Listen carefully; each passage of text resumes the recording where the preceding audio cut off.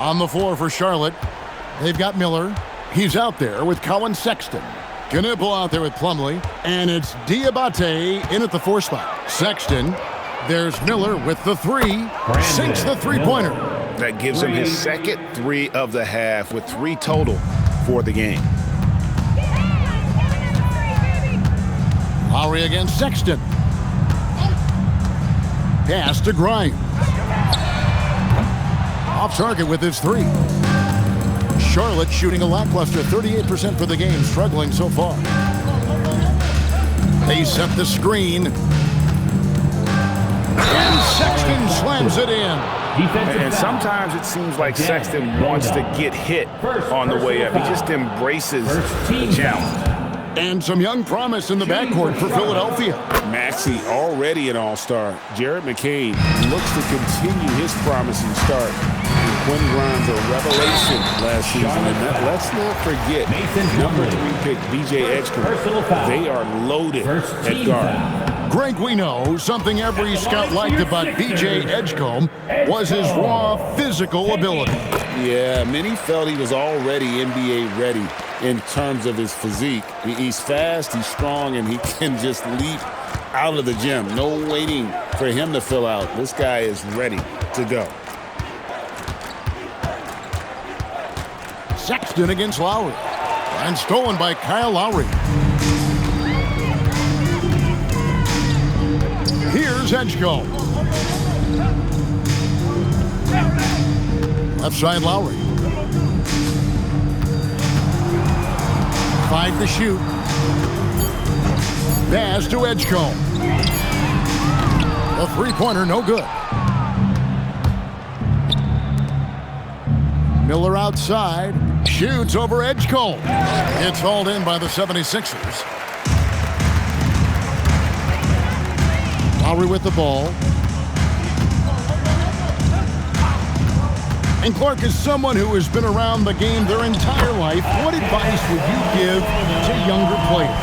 A couple of things, Kevin, I would highlight. One is embrace the work, embrace the process of development, run your own race in that regard, stay away from the snare of compare, and dedicate yourself to being a continual learner and always striving to get better. And it goes down 2 points.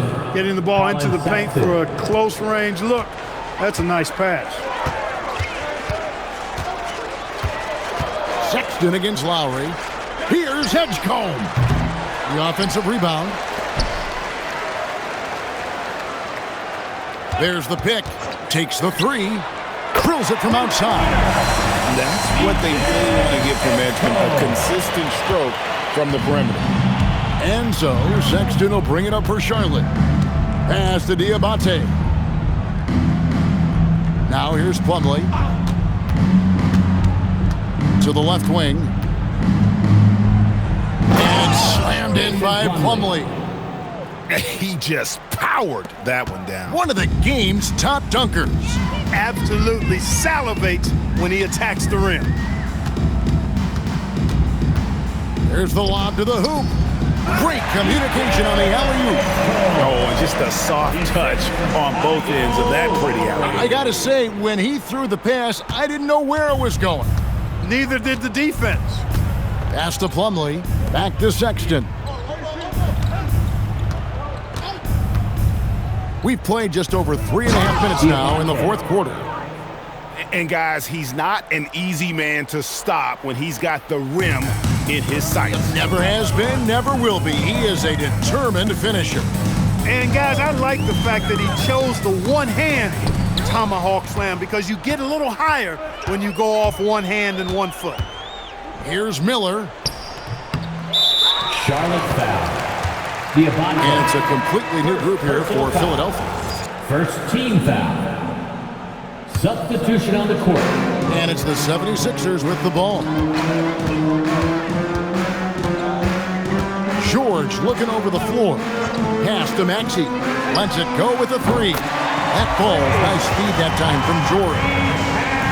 George has got 4 assists now tonight. And Miller throws it down hard. Add that to the highlight reel for Miller. I'm sure it'll grow quickly.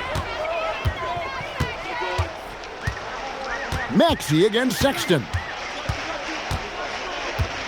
Embiid with a screen on Sexton. And the dunk by Embiid. And he placed that pass out in front of him and let him just run into it in rhythm. The assist from Tyrese. On the wing, Bridges, covered by Watford. Remaining in the game, 2 minutes. Well, Clark, with the game becoming more global, some are saying the NBA should adopt some FIBA rules to more closely align the leagues.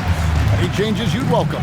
Well, you know, Kevin, with all the shooting that teams possess now, maybe the league can get away from the defensive 3-second rule.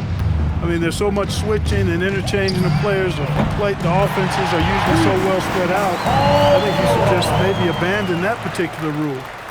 Throw those big guys a bone and let them park inside at their own peril. And so it's going to end up in the record books as a blowout, a dominating performance for the 76ers. It was a standout performance across the board.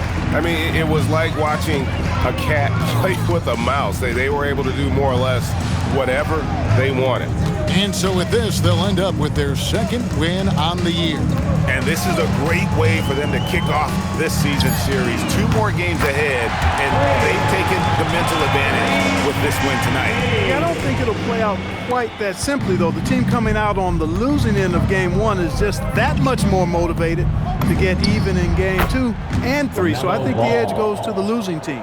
And what a tremendous standout performance it was for MP. Tremendous contribution from him scoring the basketball. Everywhere you look, his fingerprints were all over this game. Maxey, and the basket is good, and he's got a chance here for one more at the line. Saw the opportunity to put this away and did not turn it down. And, you know, this run shows what kind of attitude this team has. I mean, the win is there. Go get it. Knipples checked in for the Hornets. Not only is Maxey solid and efficient from the line, but he gets there quite a bit, too. Pass to Bridges. 24 seconds left in the fourth quarter of this one. That 3 off the mark. And the 76ers with possession. Now Maxey. Here's Embiid. He's covered by Ball. Comes up empty down low. So it's Philadelphia winning this one easily. They poured it out tonight. Dominant showing in front of a crowd that loved every minute of it. And, you know, this game could really be a defining one for what they can do when they are playing at their best. I mean, being here at home, no doubt helps. And the execution was flawless. Anyway, let's go to you, Court.